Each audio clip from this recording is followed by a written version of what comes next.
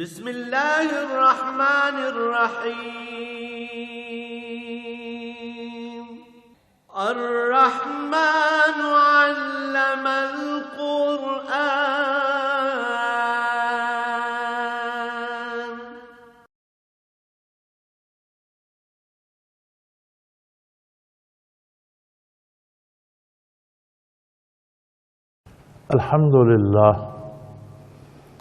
الحمد لله رب العالمين، والصلاة والسلام على حبيبه محمد وعلى صحبه أجمعين. أعوذ بالله من الشيطان الرجيم. بسم الله الرحمن الرحيم. يسألك الناس عن الساعة قل إنما علمها عند الله وما يدريك لعل الساعة تكون قريبا. إن الله لعن الكافرين وأعد لهم سعيرا خالدين فيها أبدا لا يجدون وليا ولا نصيرا. يوم تقلب وجوههم في النار يقولون يا ليتنا أطعنا الله وأطعنا الرسول وقالوا ربنا إنا أطعنا سادتنا وكبراءنا فأضلونا السبيل ربنا آتهم ضعفين من العذاب ولعنهم لعنا كبيرا. اللهم سبحانك لا علم لنا إلا ما علمتنا إنك أنت العليم الحكيم. رب اشرح لي صدري ويسر لي أمري واحلل عقدة من لساني يفقهوا قولي. رب زدني علما. مولاي صل وسلم دائما أبدا على حبيبك خير الخلق كلهم.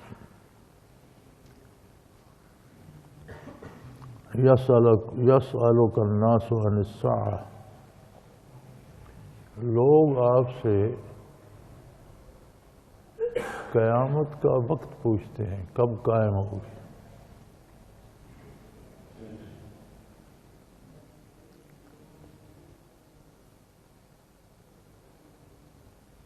قل انما علمها عند اللہ. آپ فرما دیجئے قیامت کا علم اللہ کے لیے خاص ہے. قیامت قائم اللہ نے کرنی ہے، حساب کتاب اس نے لینا ہے، نیکی کا بدلہ برائی کی سزا اس نے دینی ہے. یہ میرا معاملہ نہیں. میرا معاملہ قیامت سے پہلے قیامت کی خبر دینا، قیامت کو کیا ہوگا، دنیا میں جو تمہارا عقیدہ اور عمل ہے وہ کیا ہونا چاہیے تو اس پر اللہ کی رضا مرتب ہوگی. کیسا ہوگا تو وہ قبول نہیں کیا جائے گا. میرا منصب جلیلہ یہ نہیں ہے. میں نے حساب کتاب نہیں لینا. قیامت کب ہوگی، قیامت میں کس کا حساب کیا ہوگا، یہ میرا مسئلہ نہیں. یہ اللہ کریم کا اپنا کام ہے. اور تمہیں کیا معلوم کہ قیامت ابھی آ جائے، بہت قریب ہو.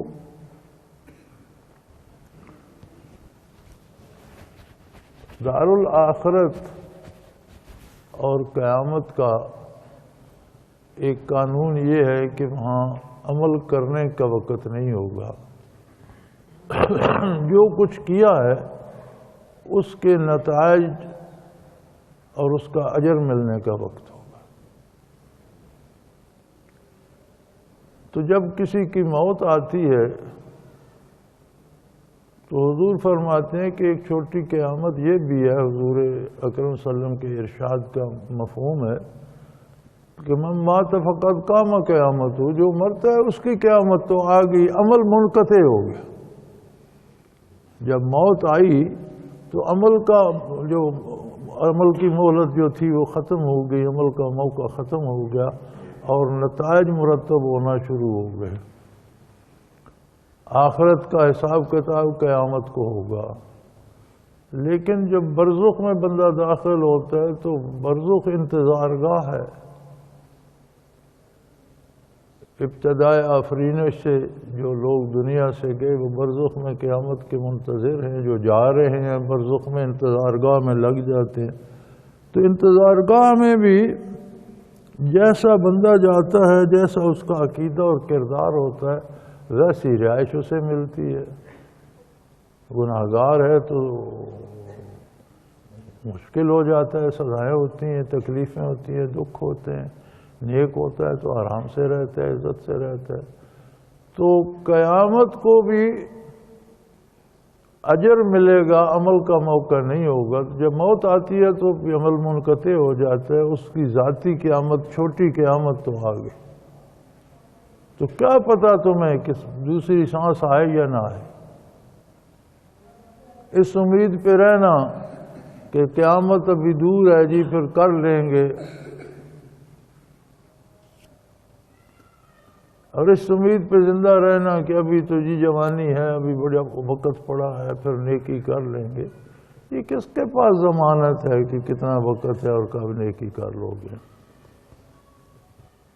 وما یدریک لعل الساعۃ تکون قریبا، اور تمہیں کیا خبر کہ قیامت سر پہ کھڑی ہو، بہت قریب ہو، ابھی آ جائے۔ اللہ قادر ہے، وہ چاہے تو ابھی منعقد کر دے، تو کسی کے پاس اس کی خبر نہیں، کیونکہ وہ کام ہی اللہ کا ہے، اس میں کسی کو کیا دخل۔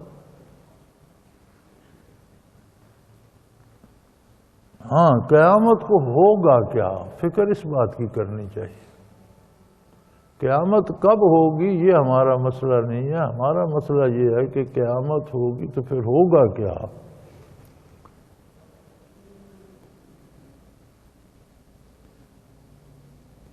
تو فرمایا ان اللہ لعن الکافرین، اللہ کافروں پر لعنت فرمائیں گے، اللہ کی لعنت ہوگی کافروں پر۔ لعنت ہوتی ہے رحمت سے کلی طور پر محرومی، کوئی شائبہ رحمت کا جہاں نہ پہنچے وہ لعنت ہوتی ہے، بیزاری، دوری، محرومی۔ تو فرمایا قیامت کو ہوگا یہ کہ جنہوں نے دنیا میں کفر کیا، اللہ کی ذات کو، اس کی صفات کو نہیں مانا، اس کے انبیاء پر ایمان نہیں لائے، اس کی کتابوں کا انکار کیا، اپنی پسند سے جیے، اپنی مرضی نافذ کرنا چاہیے، شیطان کے پیچھے چل کر عمر ضائع کر دی، تو کفر پر جو مر گئے ان پر اللہ کی لعنت ہوگی۔ وَأَعَدَّ لَهُمْ سَعِيرًا، اور ان کے لیے بہت دردناک عذاب، جہنم کا عذاب تیار کر رکھا ہے۔ خالدین فیہا ابدا، اس میں ہمیشہ رہیں گے۔ لا یجدون ولیا ولا نصیرا، اور اس عالم میں نہ ان کا کوئی دوست ہوگا، نہ کوئی معاون و مددگار ہوگا، ساری امیدیں بھی منقطع ہو جائیں گی۔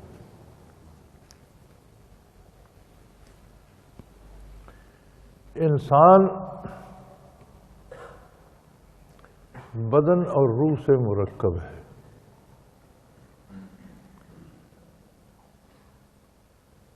انسانی روح صرف انسانی روح ایسی ہے جو عالم امر سے ہے۔ انسان میں بھی، باقی مخلوق میں بھی، جو زندہ مخلوق ہے، روح والی مخلوق ہے، ان میں روح حیوانی ہوتی ہے۔ روح حیوانی کیا ہے؟ جب عناصر اربعہ ملتے ہیں، وجود بنتا ہے، خون بنتا ہے، تو اس میں ایک گرمی، ایک حدت پیدا ہوتی ہے جس سے بخارات سے بنتے ہیں۔ وہ بخارات زندگی کا سبب بن جاتے ہیں،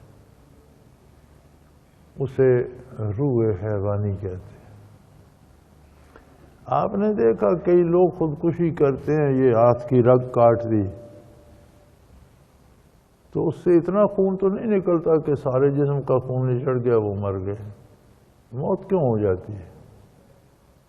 اس لیے ہو جاتی ہے کہ جن رگوں میں دھڑکن سے خون جا رہا ہوتا ہے، اگر وہ ایک یا دو کوئی کہیں سے کاٹ دو اور وہ نکل، تو اس میں سے وہ بخارات خارج ہو جاتے ہیں، جسے روح حیوانی کہتے ہیں، جو مادی بدن کی حیات کا سبب ہے۔ جب وہ بخارات خارج ہوتے ہیں تو بندہ مر جاتا ہے۔ حیوانات میں وہی روح ہے، چرند و پرند میں، اس باقی مخلوق میں، سوائے انسان کے۔ انسان میں وہ روح حیوانی بھی ہے، اور ایک روح اسے عطا کی گئی ہے جو عالم امر سے۔ حقیقی انسان، علماء حق فرماتے ہیں، جب الانسان کہا جائے تو مراد روح ہوتی ہے، چونکہ بدن محض روح کا لباس ہے، اور چونکہ اس کے لیے اللہ نے اپنے بہت قرب میں بہت اعلیٰ جگہ بنائی، اپنے قریب تر اور بہترین نعمتوں سے سجائی، اور اسے اعلیٰ ترین عالم امر کی روح عطا کی۔ اب عالم امر کی روح سے انسان کو جو سابقہ پڑا، تو جتنے اس کے باڈی سیل ہیں جن کا تعلق عالم امر کی روح سے ہوا، دنیا میں تو سیل آتے رہتے ہیں، گرتے رہتے ہیں، جھڑتے رہتے ہیں، آخرت میں ایسا نہیں ہوگا، سارے سیل جمع ہو جائیں گے اور وجود انسانی بہت بڑے بڑے ہوں گے۔ ایک حدیث شریف کا مفہوم ہے کہ وہ پہاڑ جتنی کافروں کی ایک ایک داڑھ ہوگی۔ ایک بندہ 60 سال 70 سال 80 سال 100 سال زندہ رہا اور اس کے وجود کے سیل تبدیل ہوتے رہے۔ 10 کھرب سیل سائنسدان کہتے ہیں کہ بدن انسانی میں، اور کوئی بھی سیل 6 مہینے سے زیادہ نہیں چلتا، نئے بن جاتے ہیں، پرانے جھڑ جاتے ہیں۔ ذرا حساب کر کے لائیے، ہر 6 مہینے بعد 10 کھرب نئے آتے ہوں تو 80 یا 100 یا 90 یا 60 سال میں کتنے کھربوں سیل ہوں گے۔ اب ان سب سیلوں میں بھی کسی نے ایمان میں اس کا ساتھ دیا، کسی نے گناہ میں دیا، کسی نے سجدے میں دیا، تو جس جس نے جو جو کام میں جو شراکت کی، اسی طرح کا ثواب بھی ہوگا، اسی طرح کا عذاب بھی ہوگا، وہ سارے سیل جمع ہوں گے۔ تو اندازہ کیجئے، ایک تکلیف ہوتی ہے، بھی درد ہے، دانت میں درد ہے، سر میں درد ہے، لیکن اس درد کی کتنی قسمیں ہوں گی کہ جن سیلوں نے جتنی شرکت کی ہے انہیں اتنا دکھ ہو رہا ہوگا۔ تو کھربوں قسم کی ٹیسیں ایک درد میں ہوں گی۔ اسی طرح جنہیں انعام ملے گا تو کتنے سیلوں نے کتنی نیکی میں حصہ لیا، کتنے سیلوں میں کس عبادت میں حصہ لیا، کتنے سیلوں نے روزوں میں حصہ لیا، کتنے سیلوں نے حج میں حصہ لیا، اس اعتبار سے لذت کی قسمیں بھی کتنی ہوں گی، کوئی نہیں گن سکتا۔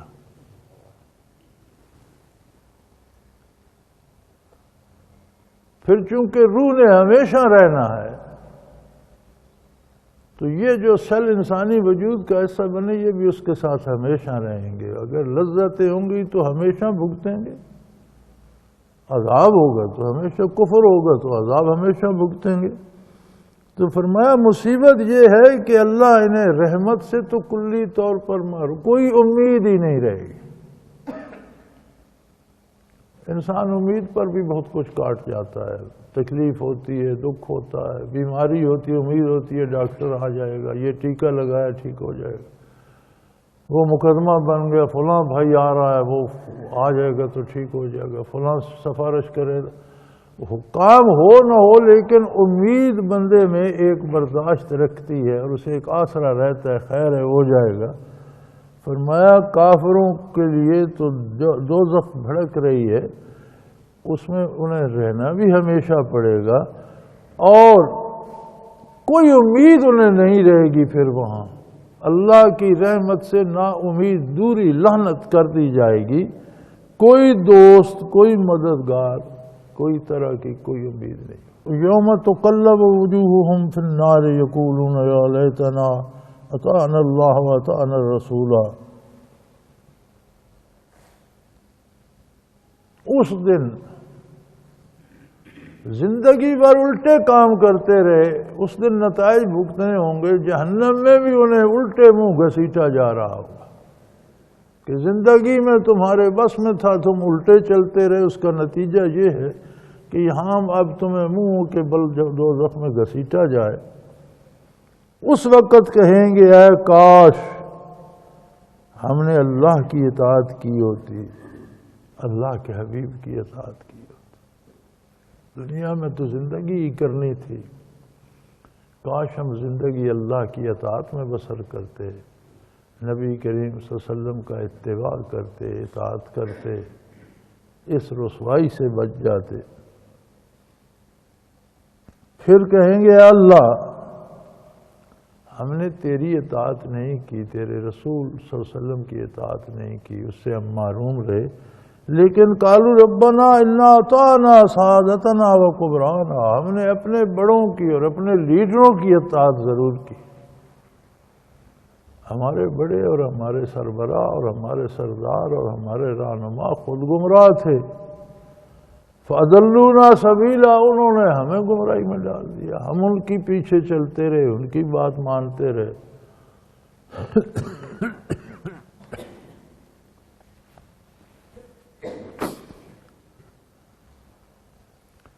فرعون کے بارے قرآن کریم بتاتا ہے نا، یقدم قومہ وأوردہم النار، قوم کی قیادت کر رہا ہوگا، اپنی قوم کے آگے آگے ہوگا اور سب کو لے کر جہنم میں جا گرے۔ تو راہبر و رہنما قوموں کے بڑے لوگ ان کی اطاعت کرتے ہیں، ان کے پیچھے چلتے ہیں۔ اللہ کرے قوموں کے بڑے دیندار، نیک اور صالح لوگوں اور قومیں بھی صالح تیار ہوں، تو اس وقت انہیں اندازہ ہوگا کہ ہم جنہیں بڑا سمجھتے رہے اور جن پر امیدیں وابستہ کر رہے کہ میری مشکلیں تو یہ کاٹے گا، میری مصیبتوں میں یہ کام آئے گا، میری مدد یہ کرے گا، اس نے تو ہمیں تباہ کر دیا، کاش ہمیں رسول اللہ صلی اللہ علیہ وسلم کی اطاعت کی ہوتی اور وہ ہمیں اللہ کی اطاعت سے آشنا فرماتے۔ ہم نے پھر اللہ کریم سے قالوا ربنا انا اطعنا سادتنا و کبرانا، اے رب کریم ہم نے اپنے بڑوں اور لیڈروں کی اطاعت کی، ان کے پیچھے چلے، فَأَضَلُّونَا سَبِيلًا، انہوں نے ہمیں گمراہ کر دیا۔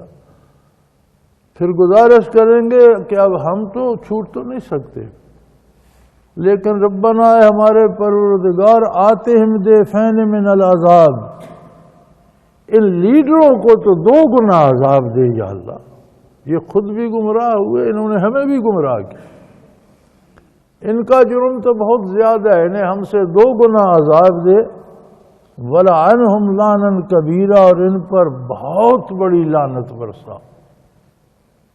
ہم پر بھی لعنت پڑ رہی ہے لیکن ان پر تو کوئی بہت بڑی لعنت برسا۔ تو یہ ہے وہ حقائق جنہیں اگر ہم زندگی میں سمجھ لیں، سادہ سی حقیقت ہے، لا طاعت لمخلوق فی معصیت الخالق، مخلوق میں کوئی ایسا نہیں ہے جس کی بات اللہ کی بات کے خلاف مانی جائے، ایسی کوئی بات مخلوق کی ماننا جس میں اللہ کی نافرمانی ہو، اس کی کوئی گنجائش۔ مخلوق کی بات بھی اللہ کے حوالے سے مانی جائے کہ یہ اللہ کا حکم ہے، یہ اللہ کا طریقہ ہے، یہ اللہ کے نبی کا راستہ ہے۔ تو فرمایا زندگی میں تو بڑی امیدیں وابستہ کر کے اور بڑی خوش آمدیں کر کے ان لوگوں کے ساتھ لگے، اب جب حقائق سامنے آئے تو اب کہتے ہیں یا اللہ ان پر 2 گنا عذاب کر اور ان پر بہت بڑی لعنت برسا۔ قرآن کریم یہ حقائق آج ہم تک پہنچا رہا ہے۔ آج شاید ہمیں فرصت نہیں ہوتی سننے کی، سنی انسنی کر دیتے ہیں، آج ہمیں فرصت نہیں ہے، کل وہاں سے مہلت نہیں ہو۔ زندگی کا کوئی لمحہ بھی اس کا آخری لمحہ ہو سکتا ہے، لہذا اللہ توفیق دے تو فوراً رجوع اللہ کرنا چاہیے، اللہ کریم سے توبہ کرنی چاہیے، نبی کریم صلی اللہ علیہ وسلم کو ذاتی طور پر جاننا مسلمانی ہے۔ ہم خود جاننا چاہتے نہیں، ہم اپنی شناسائی نہیں بناتے، ہم خود مطالعہ نہیں کرتے، ہم خود سمجھتے نہیں، ہم پڑھتے نہیں، تو کسی سے علماء سے پوچھتے تو رہے۔ اللہ کے نبی کو جب تک ہم ذاتی طور پر نہیں جانیں گے، ہمارا ذاتی رابطہ نہیں ہوگا، کیسے اتباع کریں؟ سنی سنائی باتوں کو کون مانتا ہے؟ فلاں ایسا کہہ رہا تھا، یہ کہنا کہ فلاں مولوی صاحب بتا رہے تھے نبی کے لیے نے یہ فرمایا، اور یہ کہنا کہ میرے نبی صلی اللہ علیہ وسلم کا یہ ارشاد ہے، اس میں کتنا فاصلہ ہے؟ جن لوگوں نے پتھر برسائے طائف میں، اللہ نے ملک الجبال کو حکم دیا، وہ بارگاہ رسالت میں حاضر ہوئے کہ آپ اجازت دیں تو ان پر یہ پہاڑ اٹھا کر پھینک دیں، تو حضور نے ان کی معافی کی درخواست کی بارگاہ الہی میں، اور عذر پتہ ہے کیا کیا؟ ان کی طرف سے عذر کیا کہ رب انہم لا یعلمون، اے میرے رب یہ مجھے جانتے نہیں ہیں، ان پر عذاب نازل نہ فرمائی۔ مجھے ایک مکہ مکرمہ کا قریش کا ایک نوجوان سمجھ کر یہ محمد الرسول اللہ اگر جان جائیں تو یہ تو میرے قدموں میں جانے نشاور کر، یہ میری نافرمانی اور میرے ساتھ زیادتی اس لیے کر رہے ہیں کہ یہ مجھے جانتے نہیں، اس لیے ان پر عذاب نازل نہ فرما۔ تو گویا اطاعت کے لیے واقفیت کا ہونا جاننا شرط ہے۔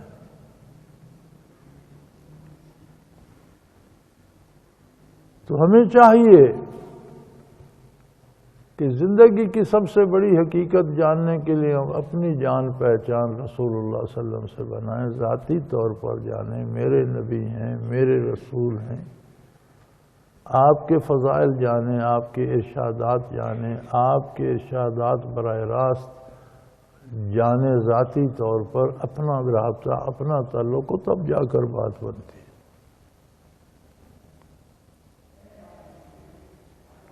اور نادانی میں تو خطائیں ہوتی ہیں۔ فرمایا یا ایھا الذین آمنوا لا تکونوا کالذین آذوا موسیٰ فبرأہ اللہ مما قالوا وکان عند اللہ وجیہا۔ اے ایمان والو، اس کے مخاطب ہم امت محمدیہ ہیں۔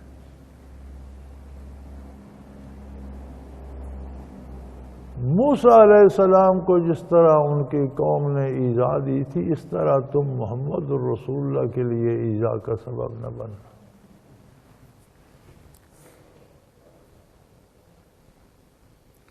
موسیٰ علیہ السلام کو بھی قوم نے بڑی ایذائیں دی ہیں۔ قرآن کریم میں ابھی آتا ہے کہ جب تم نہیں آئے تھے تو ہم پر یہی مصیبتیں تھیں، تم آئے تو بھی میری وہی مصیبتیں ہیں، کچھ بڑھ ہی گئی ہیں، تمہارے آنے سے کیا ہوا؟ تم نے فرعون کا کیا بگاڑ لیا؟ تم نے ہم پر اور مزید سختیاں کروا دی، ہمیں اور مار پڑتی ہے۔ اس طرح کی باتیں کر کے چلو جی وہ کچھ ہو گیا تو تم تو حکومت بنا لو گے اور لوگ تمہارے پیچھے چلنا چاہتے، تو ہمیں کیا ملے گا، ہم تو ویسے ہی ذلیل ہو رہے ہیں۔ اس طرح کی تہمتیں لگائیں موسیٰ علیہ السلام پر، تم اپنے کسی فائدے کے لیے کہہ رہے ہو، اپنی غرض کے لیے، ہم پر تو وہی مصیبت ہے، وہی حال ہے ہمارا۔ فرمایا لوگوں، جس طرح موسیٰ علیہ السلام کو لوگوں نے باتیں کر کر کے تکلیف پہنچائی، دکھ دیا، ایذا پہنچائی، تم میرے محبوب کے ساتھ ایسا نہ کرو، تم ایمان لائے ہو۔ یا ایھا الذین آمنوا، اے وہ لوگوں جنہیں نور ایمان نصیب ہے، تمہیں معرفت رسول سمجھنی چاہیے، حاصل کرنی چاہیے، عظمت رسالت سے آشنا ہونا چاہیے، آداب بارگاہ رسالت تمہیں آنے چاہیے، تمہارا ذاتی تعلق ہونا چاہیے، ایمان کا، عقیدت کا، ادب کا ذاتی تعلق ہونا چاہیے۔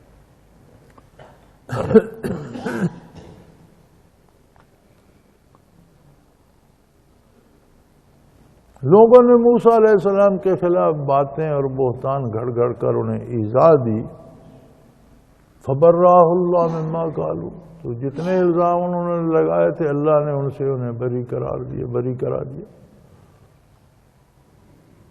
فرعون جیسی طاقت کو غرق کر کے تباہ کر دیا اور انہیں فاتح قرار دیا۔ پوری قوم کو اس مصیبت سے نکال کر سمندر نے بھی راستے چھوڑ دیے اور پوری قوم کو اللہ کی راہ پر لگایا۔ اللہ نے انہیں بری قرار دیا، اور جتنے وہ ان کی قوم جو الزام لگاتی تھی وہ سب ختم ہو، ان سب کا جواب ہو گیا۔ وَقَانَ عِندَ اللَّهِ وَجِيًّا، اس لیے کہ اللہ کے نزدیک وہ بہت معزز تھے۔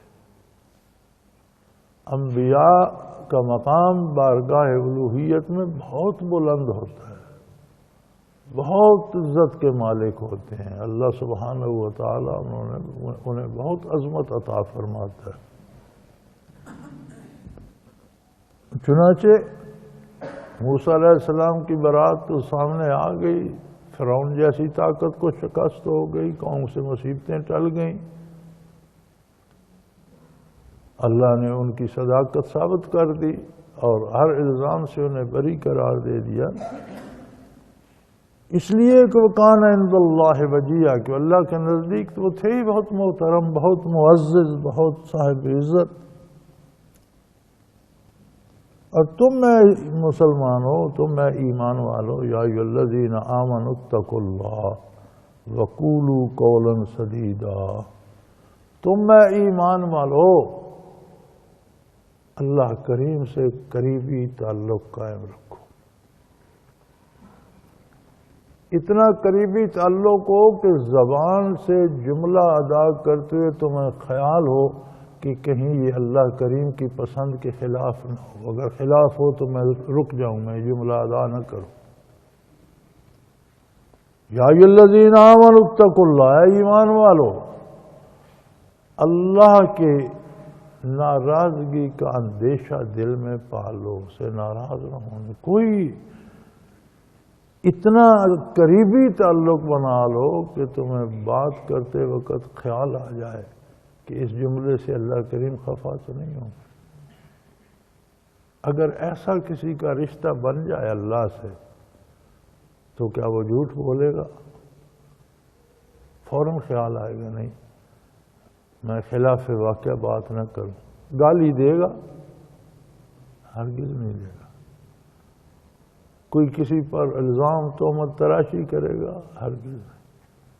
محتاط ہو جائے گا۔ وَقُولُوا قَوْلًا سَدِيدًا، کھری بات کا، سیدھی کھری بات۔ فرمایا یہ جو کیفیت ہے تقویٰ کی کہ تم اپنے جملے بھی خود جانچنے لگو کہ میری زبان سے وہ جملہ، وہ فکرہ نکلے جس پر میرا رب کریم خفا نہ ہو، تو تمہارے اعمال کی بھی اصلاح ہو جائے گی۔ یصلح لکم اعمالکم، اللہ کریم تمہارے لیے تمہارے کردار کو بھی سنوار دے گا۔ جب تمہیں یہ کیفیت حاصل ہوگی کہ اللہ کی نافرمانی میں تمہاری زبان سے کوئی لفظ نہ نکلے، تو پھر تمہارے ہاتھ سے کوئی ایسا کام کیوں ہونے لگا جو اللہ کی پسند کے خلاف ہو؟ پھر تو تمہارا کردار بھی سدھر جائے گا۔ وَيَغْفِرْ لَكُمْ ذُنُوبَكُمْ، اس سب کے باوجود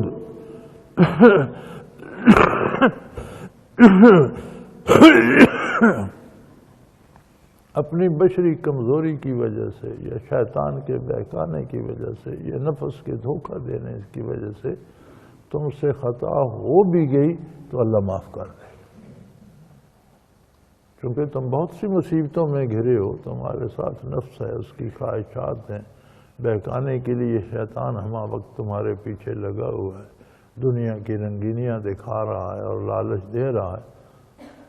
تو اگر کہیں بھٹک گئے، بھول کر کوئی غلطی ہو گئی تو اللہ کریم تمہاری غلطی معاف فرما دیں گے۔ کہ دنیا میں ہر بندہ کامیابی کے لیے کوشاں ہے، ہر بندے کا ایک ٹارگٹ ہے، میں نے یہ کرنا ہے، اور ساری زندگی اس کے پیچھے لگا رہتا ہے، اپنے اپنے ظرف کے مطابق، اپنے اپنے علم کے مطابق، اپنے اپنے حوصلے کے مطابق، مختلف لوگوں کے ہر بندے کا ٹارگٹ مختلف ہوتا ہے، ساری زندگی بندہ اسے حاصل کرنے کے لیے لگا رہتا ہے۔ اللہ کریم فرماتے ہیں اصل ٹارگٹ یہ ہے کہ من یطع اللہ و رسولہ، کہ تم زندگی کا ٹارگٹ یہ بنا لو کہ مجھے اللہ اور اللہ کے حبیب کی اطاعت کرنی ہے، ہر حال میں، ہر وقت، ہر لمحے، سونے میں، جاگنے میں، جنگ میں، صلح میں، بیع و شراء میں، خرید و فروخت میں، گھر پر، باہر، دوستوں سے، دشمنوں سے، مجھے معاملہ اس طرح کرنا ہے جس طرح میرا اللہ کریم فرماتا ہے، جس طرح مجھے نبی کریم صلی اللہ علیہ وسلم نے سکھایا۔ اگر تمہاری زندگی کا یہ ٹارگٹ ہو، فقط فاز فوزا عظیما، جس نے یہ ٹارگٹ پا لیا اس نے بہت بڑی کامیابی پا لی۔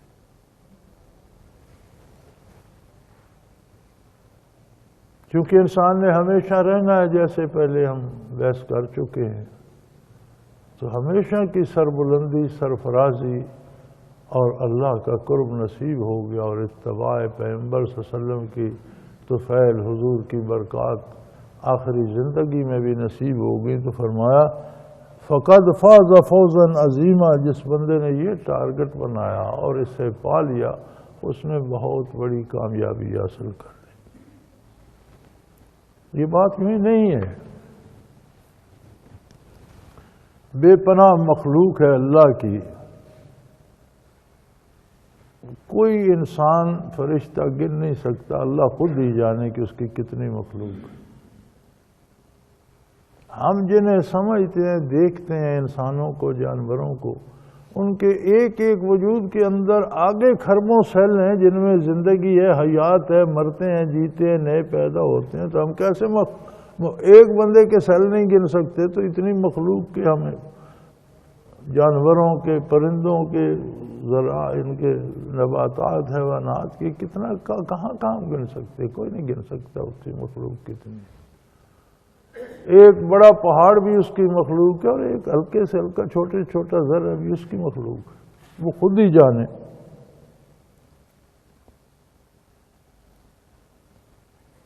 تو یہ ساری مخلوق حکم کی پابند ہے، اللہ کے حکم کی اطاعت کرتی ہے، حتیٰ کہ مقرب فرشتے بھی، آسمانوں میں رہنے والے بھی اس کے حکم کے پابند ہیں۔ اس ساری مخلوق میں یہ جرأت نہیں ہے کہ ایسے نگاہ اٹھانے کی جرأت کرے کہ حاکم کون ہے، کس کا حکم ہے، کون حکم دے رہا، یہ نہیں، مخلوق میں یہ جرأت نہیں ہے، حکم کی پابند ہے۔ فرمایا ہم نے اپنی پہچان، جسے معرفت کہتے ہیں، جاننا کہ میرا پروردگار کون ہے، کیسا ہے، اس کی ذات کیا، اس کی صفات جاننا۔ ذات تو اس کی کوئی بندہ نہیں پا سکتا، ذات اس کی خالق ہے، انسانی علوم بھی مخلوق ہیں، مخلوق خالق کو سمو نہیں سکتی، اس کی صفات سے آشنا ہونا یہ مرتبہ صرف انسان کے پاس۔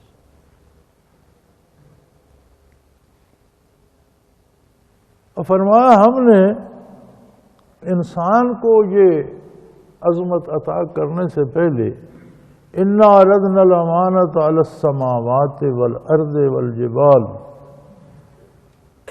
ہم نے بہت بڑی تخلیق آسمانوں سے یہ کہا کہ تم یہ معرفت الہی کی کیفیت لے لو، زمینوں سے کہا کہ چاہو تو تم یہ معرفت الہی کی کیفیت لے لو، بڑے بڑے پہاڑوں سے کہا،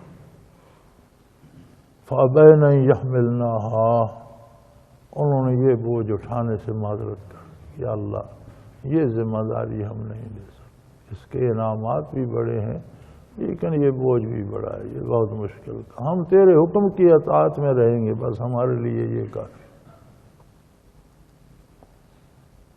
وَأَشْفَقْنَ مِنْهَا، وہ اس ذمہ داری سے ڈر گئے کہ بہت بڑی ذمہ داری ہے، ہم یہ بوجھ نہیں اٹھا سکتے۔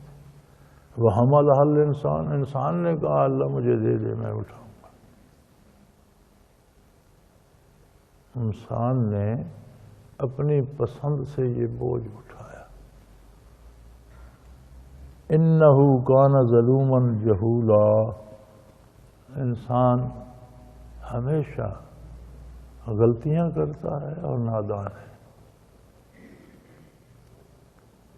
نادان اسے کہتے ہیں جو جانتا نہ ہو لیکن اسے زوم ہو کہ میں جانتا ہوں، آپ ہر بندے کو دیکھ لیں، ہر بندہ یہ سمجھتا ہے میں ہر کام کر سکتا ہوں، جانتا کچھ بھی نہیں۔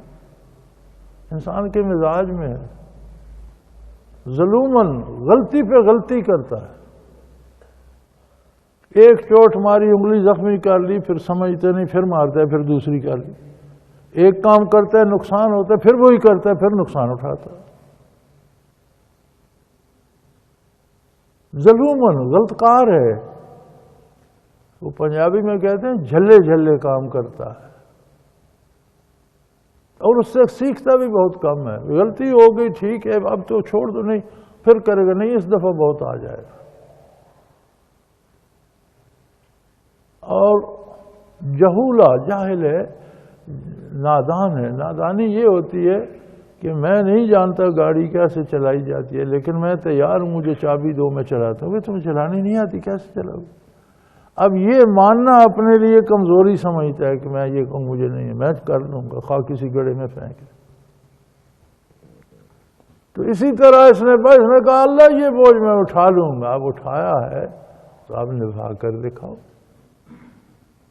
کیونکہ اس کے ساتھ، اس بوجھ کے ساتھ، اس معرفت الہی کے بوجھ کے ساتھ، جہاں ایک طرف قرب الہی کی عظمتیں ہیں، وہاں دوسری طرف اللہ کے غضب کی گھٹائیں بھی ہیں۔ تو جب تم نے مانگ کر یہ بوجھ لیا، اپنی جلد بازی سے لیا یا اپنی نادانی سے لیا، جب لے لیا تو اب اسے نبھا کر دکھاؤ۔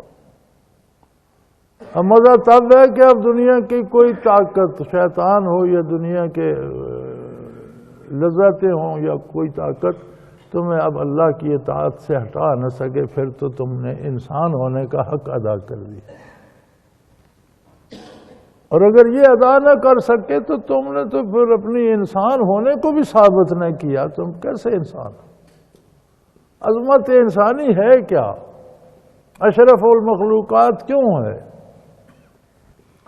یہ واحد مخلوق ہے جو اپنے رب کو دیکھنا چاہتی ہے، اپنے رب کو پانا چاہتی ہے، اپنے رب کو جاننا چاہتی ہے، اپنے رب سے ملنا چاہتی ہے۔ سورج، چاند، ستارے سے لے کر ہر ذرہ حکم کی اطاعت کرتے، کسی میں جرأت نہیں کہ وہ یہ سوال پوچھے کہ حاکم کیسا ہے، کس کا حکم ہے، کون ہے وہ، کیا حکم ہے، اس پہ کائنات چل رہی، ہر ذرہ اس کے حکم کا پابند ہے۔ تم نے جب یہ ذمہ داری لی کہ اللہ ہمیں دے یہ قوت، ہم تجھے جان سکیں، تیری معرفت ہمیں نصیب ہو، تو اب پھر جرأت کرو، ہمت کرو۔ اور انسانیت یہ ہے کہ تم ثابت کر دکھاؤ کہ ہم نے یہ ذمہ داری لی، دیکھو ہم نے نبھا کر دکھا دی۔ ہمارے راستے میں بھی بڑی رکاوٹیں آئیں، شیطان نے بڑی رکاوٹیں ڈالی، خواہش نفس نے بڑی رکاوٹیں ڈالی، دنیا نے بڑی ترغیبیں دیں، بڑا رجھایا، لیکن ہم نے اللہ کے جمال کے سامنے کسی کو پرے کا اہمیت نہیں۔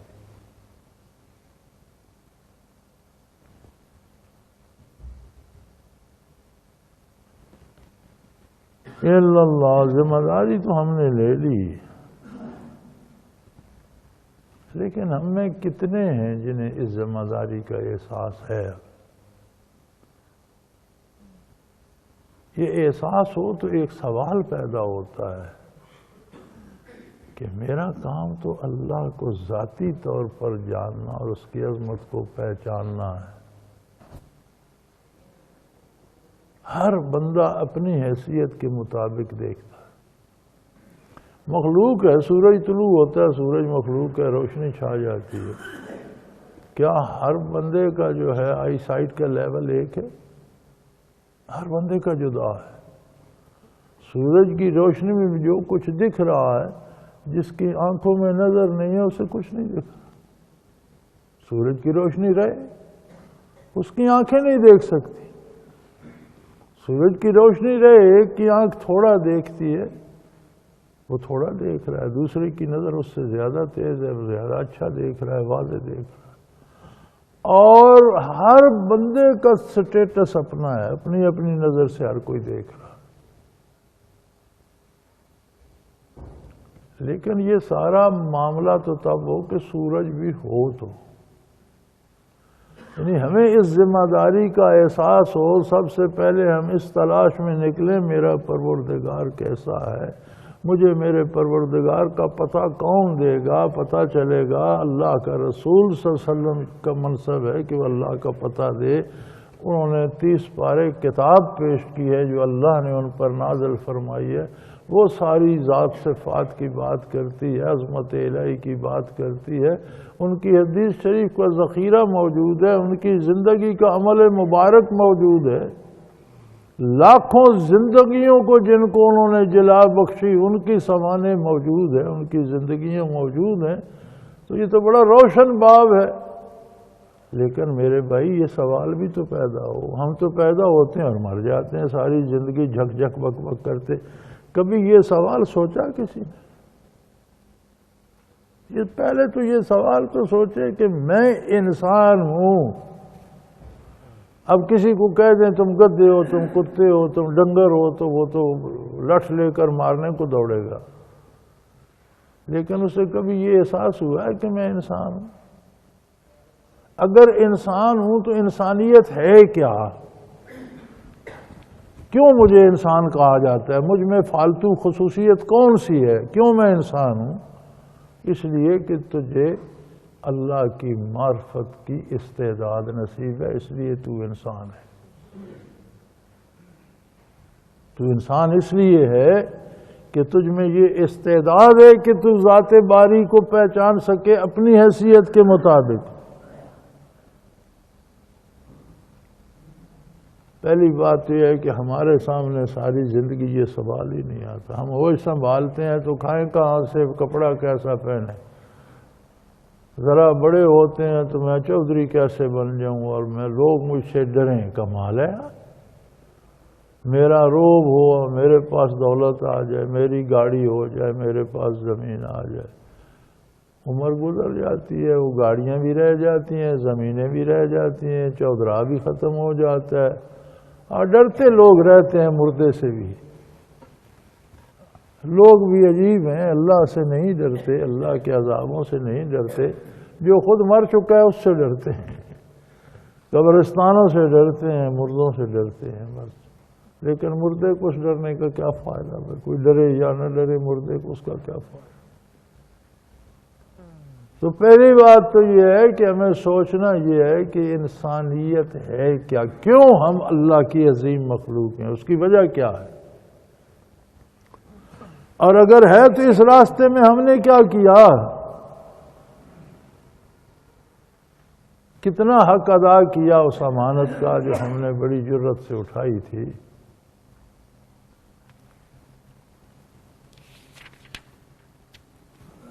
بلکہ اب تو آج کے لوگ تو کہتے ہیں آدم علیہ السلام نے اٹھائی تھی، ان کی غلطی ہے، ہمیں کیا، ہم تو اس معاملے میں آتے ہی نہیں۔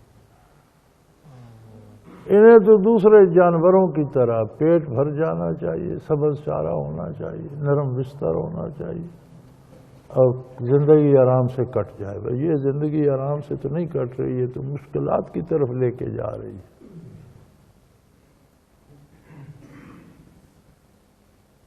تو فرمایا ساری مخلوق نے کان پکڑ لیے کہ یا اللہ ہم تیرا حکم مان کر راضی ہیں، ہم تیری طرف نگاہ اٹھانے کی جرت نہیں کرتے۔ حملہ حل انسان نے کہا مجھے دے میرے رب، میں تیرے ساتھ اپنا تعلق بناؤں گا، میں تجھے دیکھوں گا میرا خالق کیسا ہے، میں تیری رحمتوں سے استفادہ کروں گا، میں تیری نعمتوں کا حقدار بنوں گا۔ تو فرمایا وہ پورا کرو وعدہ، تکڑے ہو، ہمت کرو، تلاش کرو اپنا مقام۔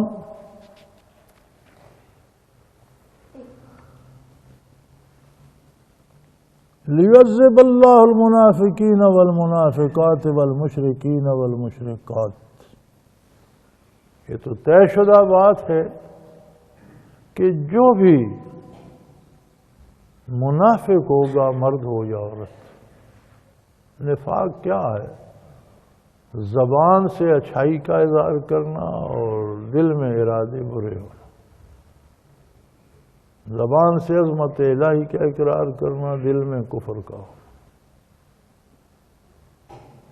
یا پھر اللہ سے کسی کو شریک بنائے، مرد ہو یا عورت، اس کا نتیجہ ہی عذاب الہی ہے۔ اللہ نے جو نظام بنایا ہے، ہر چیز اپنے طبعی انجام کی طرف بڑھتی رہتی۔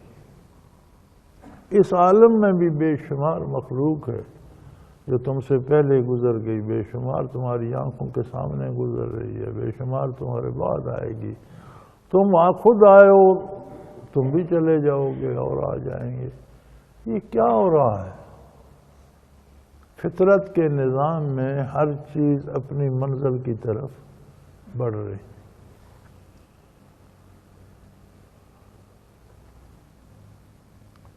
بغداد پر بمباری ہوئی، سیدنا عبد القادر جیلانی رحمۃ اللہ علیہ کے روضے کو بھی نقصان پہنچا، جب عراق میں جنگ ہوئی۔ تو میں نے ایک صاحب کشف سے عرض کیا کہ یار تجھے تو مشاہدات ہیں، تو حضرت شیخ سے یہ سوال تو کرو کہ حضرت یہ کیا ہو رہا ہے؟ یہ عذاب نازل ہو گیا ہے مسلمانوں پر، عالم اسلام پر، اور آپ جیسے بزرگوں کے مزار بھی محفوظ نہیں، یہ کیا ہونے جا رہا ہے؟ مجھے یاد ہے آج تک بڑا خوبصورت جواب حضرت نے فرمایا تھا کہ چیزیں اپنے انجام کی طرف بڑھ رہی، وہی کچھ ہو رہا ہے جو ہونا ہے، جو فطرت ہے، فطرت کا قانون ہے، وہی کچھ ہو رہا ہے، چیزیں اپنے انجام کی طرف جا رہی ہیں۔ کتنا جامع جواب تھا۔ کیا تم نہیں دیکھتے کہ ہر چیز اپنے انجام کی طرف جا رہی ہے؟ اسی طرح قیامت کا قائم ہونا اور اس سارے کردار کا اجر اور بدلہ پانا ہی حقیقی انجام ہے۔ اس سے پہلے کے جو انجام ہے یہ وقتی اور لمحاتی ہیں۔ یہی گھاس مٹی ہو جاتی ہے پھر نکل آتی ہے، درخت کے پتے جھڑ کر مٹی ہو جاتے ہیں، مٹی سے پھر غذا، اور غذا سے پتے بن کر پھر درخت۔ ایک ایسا وقت آ رہا ہے جہاں جب ختم ہوں گے تو پھر اپنے اس زندگی کے عمل کا نتیجہ پائیں گے۔ تو وہ ضروری ہے، فطرت کا تقاضا ہے، اس کی حکمت کا تقاضا ہے کہ ہر کام کا انجام ہو۔ لہذا اگر تم بھی دوغلا پن کرو گے، ظاہر اور باطن اور، تو عذاب نصیب ہوگا۔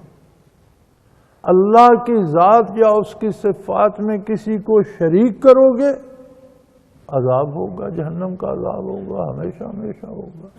یہ فطری انجام ہے، چیزیں اپنے انجام کو چاہ رہی ہیں، اپنی منزل پر پہنچ رہی ہیں، یہ منزل ہے۔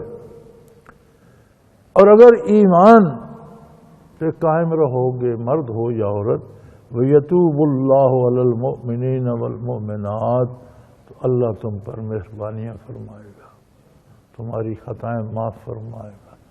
اگر تم کوشاں رہے رضائے الہی کو پانے کے لیے، محنت و مجاہدہ حق کے لیے کرتے رہے، تو بتقاضائے بشریت کمی رہ گئی۔ یہ ضروری نہیں ہوتا کہ بندہ گناہ ہی کرے، ہمارے سجدے بھی بعض اوقات گناہ بن جاتے ہیں۔ ہم اپنی طرف سے نیکی کر رہے ہوتے ہیں، ہم سجدہ اللہ کی بارگاہ میں کر رہے ہوتے ہیں، سوچ پتہ نہیں کہاں رہے ہوتے ہیں، ہمیں تو یہ بھول جاتا ہے کہ میں نے 2 سجدے کیے ہیں، یہ 3 کر چکا ہوں یا 1 کیا ہے، کتنی رکعتیں نیتی تھیں، کون سی نماز پڑھ رہا تھا۔ تو ہماری بعض اوقات نیکیاں بھی غلطیاں بن جاتی ہیں۔ جو غلطی ہم کرتے ہیں وہ تو ہوتی ہی غلطی ہے نا، جو خطا کی وہ تو ہے ہی خطا۔ بعض اوقات جو نیکیاں ہم کرتے ہیں ان میں بھی خطا کر بیٹھتے ہیں۔ تو فرمایا خیر ہے تم لگے تو رہے، تم نے انسان ہونے کا ثبوت تو دیا، اپنی ذمہ داری کا احساس تو کیا، اور تم اس راہ پر لگے تو رہے، تم ایمان پر تو قائم رہے۔ ایسے مرد ایسی عورتوں کی میں توبہ قبول کروں گا، ان کے گناہ معاف کروں گا، ان کو اپنے انعامات سے نوازوں گا، اور وہ اپنی منزل پا لیں گے جو انسان کی منزل ہے۔ وَقَانَ اللَّهُ غَفُورًا رَحِيمًا، اور اللہ تو ہمیشہ سے وہی تو ہیں بخشنے والے، اور کون بخشے گا؟ ساری مخلوق کا خالق وہی ہے، مالک وہی ہے، رازق وہی ہے، توفیق عمل دینے والا وہی ہے، نیکیاں قبول کرنے والا وہی ہے، اسی طرح خطائیں معاف کرنے والا بھی وہی واحد لا شریک ہے، اور وہ بہت بڑی رحمت کا مالک ہے۔ خطائیں بخشنا بھی اس کا وصف ہے اور رحمت کرنا بھی اس کا وصف ہے۔ وآخر دعوانا ان الحمد للہ رب العالمین۔ اللہ اللہ اللہ اللہ اللہ اللہ اللہ اللہ۔ حضرت امیر محمد اکرم آوان مد ذلہ العالی دارالعرفان منارہ ضلع چکوال میں سالہ سال سے قرآن و حدیث کے اوپر خطابات کر رہے ہیں اور سلسلہ نقشبندیہ اویسیہ کے مطابق لوگوں کو ذکر الہی کی تربیت دے رہے ہیں۔ وہ قرآن پاک کی تفسیر ترتیب وار بیان کر رہے ہیں۔ تفسیر قرآن کو وہ موجودہ ملکی اور بین الاقوامی حالات کے مطابق بیان کرتے ہیں۔ موٹر وے سے کلر کہار کے انٹرچینج سے نکلتے ہوئے کلر کہار کی جھیل سے ہوتے ہوئے میانی، بوچھال اور نورپور سے گزرتے ہوئے دارالعرفان منارہ پہنچ سکتے ہیں۔ حضرت امیر محمد اکرم آوان نے بچیوں اور بچوں کی دینی اور دنیاوی تعلیم کے لیے سقارہ اکیڈمی کے نام سے ایک درسگاہ بھی قائم کی ہے، جس کا افتتاح ملک پاکستان کے صدر جنرل محمد ضیاء الحق نے اپنے دست مبارک سے کیا تھا۔ وہ تمام احباب جو اسلام کی طلب رکھتے ہیں ان سے گزارش ہے کہ دارالعرفان منارہ ضلع چکوال میں امیر محمد اکرم آوان صاحب کے خطابات سے مستفید ہوں۔ وہ ہر جمعے کو نماز سے پہلے بیان فرماتے ہیں۔ ہر ماہ کی پہلی اتوار کو ماہانہ اجتماع ہوتا ہے جس میں آپ خصوصی خطاب فرماتے ہیں اور پاکستان کے چاروں صوبوں سے احباب اس اجتماع میں شرکت کرتے ہیں۔ اس کے علاوہ یہاں سال میں 2 مرکزی اجتماعات بھی ہوتے ہیں، ایک رمضان المبارک میں اعتکاف کا اجتماع اور دوسرا جولائی اور اگست میں 40 دن کا اجتماع ہوتا ہے جس میں روحانی تربیت کی جاتی ہے۔ اپنا خون سیماب دے کر اتنا ہم کر جائیں گے، نام آقا کا چمن میں پھر رقم کر جائیں گے۔